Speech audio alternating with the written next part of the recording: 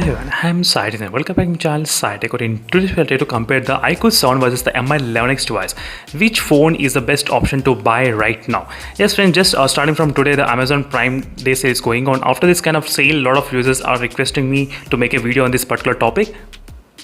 So which phone is the best option to buy? That is what I'm going to talk in this entire video. So first, let's start with the first basic thing, which is the price range. What is the price of the iQOO 7 in this kind of Amazon Prime Day sale? Right now, the Amazon in terms of the Amazon Prime Day sale, you can actually see the price is close to 31,990. But if you have the Amazon Prime account, you can actually get the discount of the 2,000 rupees coupon applied, as you can see. So for this, you should have the Amazon Prime. So if you have the Amazon Prime account, only then you will be able to apply this kind of coupon. Otherwise, you cannot get that coupon. But whereas the Mi11X device, Mi11X has got the straight away 2,000 rupees discount. Yes, directly. So you should not require any kind of Amazon Prime account to buy it. So there is no condition that Amazon Prime account is needed. So directly the discount has been applied to the overall price. This for the 6GB RAM variant. And whereas the 8GB RAM variant will be about 29,999. So in terms of the prices, I think the Mi11X has got slightly advantage in terms of the price range. That is what I'll try to mention first.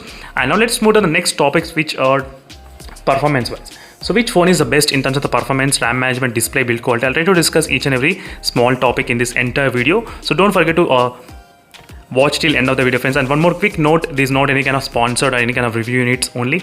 All these videos and phones, whatever I reviewed in my channel, everything bought with my own money only, friends. So that is the reason that I'm trying to be very honest with you all. And don't forget to watch till end of the video and use my links to buy one of the products. So first, let's start with the performance. In terms of the performance wise, both phones are absolutely with the Snapdragon 870 chipset only. But because of the UI management, the iQOO 7 will be having slightly better advantage in terms of the performance wise. Yes friends, so I did see the iQOO 7 from the starting day to till now. I think close to 60 to 68 days of usage with this phone. The performance in this phone is not even decreased. Yes, absolutely the beast. For the gaming and for heavy usage, it's 100% recommended, this iQOO 7 device. Because of this UI as well, the FunTouch UI is very latest UI, which is not that heavy in terms of the usage, everything. So that's the reason why the multitasking is really fast in this phone. It's really very fast. Not only that, even the gameplay is also really good. Even the benchmarks, whatever benchmarks you take, the iQOO 7 really dominates the Mi11X device in terms of all the benchmarks and the performance wise, everything. But don't get me wrong, in terms of the Mi11X device, Mi11X is also really great phone, but the MIUI, which is the one which is doing everything, all these things, making this phone completely slow down. If you are interested in terms of installing different custom ROMs, and definitely you can buy this phone, because this phone has got more options in those. That is the reason, friends. And there's a little bit difference is there in the performance, even which I did notice. If you want to check the speed test videos, you can definitely check those videos, speed tests, which I did. In every test, in every scenario, the iQOO 7 was the winner. That's because of the UI, which is not that heavy at this moment. Maybe in the future the UI might increase because of adding more and more options. They might change, but right now this is a situation. And one more quick question, which phone is best for 3 to 4 years of usage? That is another most requested question as well. So in terms of the performance wise, you will not see any kind of difference between both phones, even for 3 to 4 years. But regarding software updates, the iQOO, they did promise 2 Android upgrades and 3 years of Android security updates, and even same thing goes for the Mi11X as well, absolutely. But Mi11X has got advantage of having different custom ROMs. So this phone has got more number of custom ROMs and bootloader you can unlock and everything can do in this phone, in case if you're that kind of person. That is the one thing which I can definitely advise you right now. So straight away the performance is real winner, and the RAM management UI is not UI, I mean RAM management and the performance. This one is good. So next, in terms of the display, which display is the best? So in my opinion, the display in the Mi11X looks really kind of premium display. Yes, while watching the videos, that is what I did observe. So 360 Hz touch sampling rate in this phone. Both phones are 120 Hz only, obviously. Both phones, they do have the same kind of issues, which are green tint issues. So both phones are suffering from the green tint issue. So if you want, you can check those videos. So that is the one thing. Not all the units, only few phones will be suffering from this kind of problem, which is a green tint problem. Only few phones. That's the one thing you should definitely remember. So in terms of the colors and everything, I did feel both phones are slightly close to each other, but the Mi11X looks little bit better, just a little bit better. And that may be because of small size punch hole as well. That may be another reason. That's another thing which I thought of just mentioning.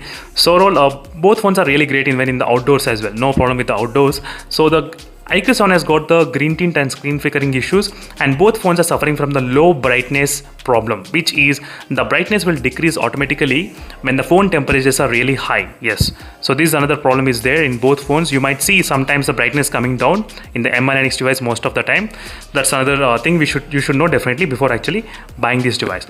So in the display category, I'm trying to give kind of equal points, little bit kind of not equal, yes, it's kind of close to equal, slightly better for the MI11X device, just a little bit, not much. And regarding the build quality, obviously friends, both phones they do have the really good premium build quality, nothing much major difference you can actually notice. Both phones they don't have the 3.5mm jack, that's another disadvantage. And loudspeaker, I did feel this phone has got slightly advantage in terms of the loudspeaker. Yes, the MI9X little bit, because of the Dolby Atmos you do have, you can actually boost the audio a little bit more in this phone. That's another one thing which I thought of just mentioning. And you do have the IR blaster on the top, that's also another advantage. So if some people, if you want to use, you can definitely use that. And the MI9X comes with the side mounted fingerprint scanner in terms of build quality, whereas iQOO 7 comes with the in-display fingerprint scanner. That's another thing which I thought of just mentioning. So for me, in my opinion, both are really fine and really comfortable to use, but I did like the most of the time in-display fingerprint scanner, because when I try to use other hand, for example left hand, so if I want to unlock the device, if the phone has got in-display fingerprint scanner, I can definitely do straight away. Because of this reason, side mounted fingerprint scanner, I need to use this another finger to unlock the device. This is also another way of fast unlocking as well, no problem, but it also depends upon the type of user to user, how they are handling the phones. So for me, no issues. For me, there is no problem even with the side mounted fingerprint scanner. Even the in-display fingerprint scanner is really fast in this phone, and that's another thing which I thought of just mentioning. So regarding the camera, which phone is good? So in terms of the camera, front camera is good in the MI9X device, and slow motion you can record at 960 fps in this phone. These are the two advantages in the MI9X smartphone, and remaining everything is advantages in the iQOO 7 device. For example, ultra video stabilization, and you do have the option of taking really good night mode shots. This is really great in the night mode shots in terms of the camera. So this is how much different you can actually expect between both phones in terms of night mode shots. Both phones are taken at same time. As you can see, how much difference is there in terms of night mode clarity between both phones. It's really amazing, totally amazing in the iQOO 7 device in terms of the night mode. I'm not trying to talk about any other thing, I'm trying to talk about the night mode only. As you can see, night mode is really great. And front camera I did like in the MI9X device, to be frank, because I'll try to show you a couple of shots which are taken. These are front camera shot which are taken. In the front cam, the MI11X has got really good wide angle. I mean, you can actually cover extra area. In the iQOO 7 device, you cannot cover that kind of extra. As you can see, it's got really good wide angle lens in the front cam. That's really great to have. Even with the small punch hole, I'm not sure how it managed to give this much of area. As you can see, absolutely how much difference. So front cam goes to the MI9X device. That's the way it works, and I did like the clarity in both. I did not have any kind of issues. So in terms of the image and everything, color reproduction, everything, both phones are completely fine for me. There's nothing much major. I think I can definitely say in terms of the back camera, not much major problems in terms of the back camera, but for little small problems only. As I said, higher slow motion recording you can record. Not much slow motion in this phone, but stabilization is really good. Stabilization and night mode. This phone, front camera and slightly slow motion and other features. So let's move to the next thing regarding the connectivity, 5G. Absolutely, both phones are not that great in the 5G, but iQOO 7 has got only one band, MI11S has got two bands. So this is the way it works. That's another thing. And in terms of the connectivity, Wi-Fi 6 and 4G plus, both phones are supported, but 4G plus slightly better signals for the MI9X device, just a little bit in terms of the connectivity. That is what I did face during my experience. And next, regarding the battery and charging, 4400 mAh of battery and 4500 mAh of battery capacity, and both phones are slightly close to each other in terms of the battery. You cannot expect much difference, maybe just few minutes, but not a major difference you will experience between two phones. And charging speed, this phone can charge in 30 minutes. Yes, in my testing also it's possible. This phone can charge. I did do, I think, close to maybe 30 to 40 times of charging and discharging this phone. Still the speed is really great. In the beginning I did not get, but later on the speed got improved. And with MI9X device, the phone takes close to 60 minutes of time to complete charge the device.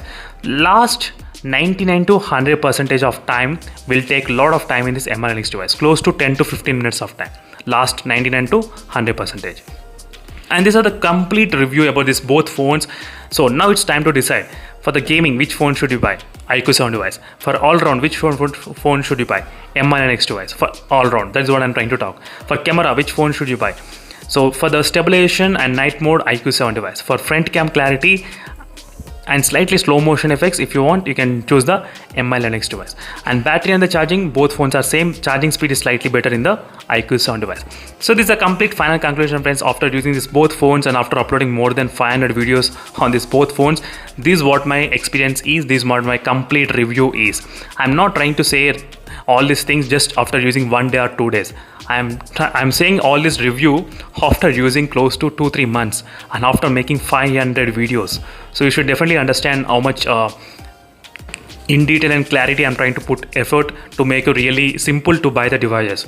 So thank you for watching this video, friends. In case if you like my videos, make sure you hit that subscribe and also join my membership. That will be really helpful for me to buy more and more phones in the future as well. See you in the next video, friends. I'll stay tuned for more updates meanwhile, and also use my links to buy the devices. Bye.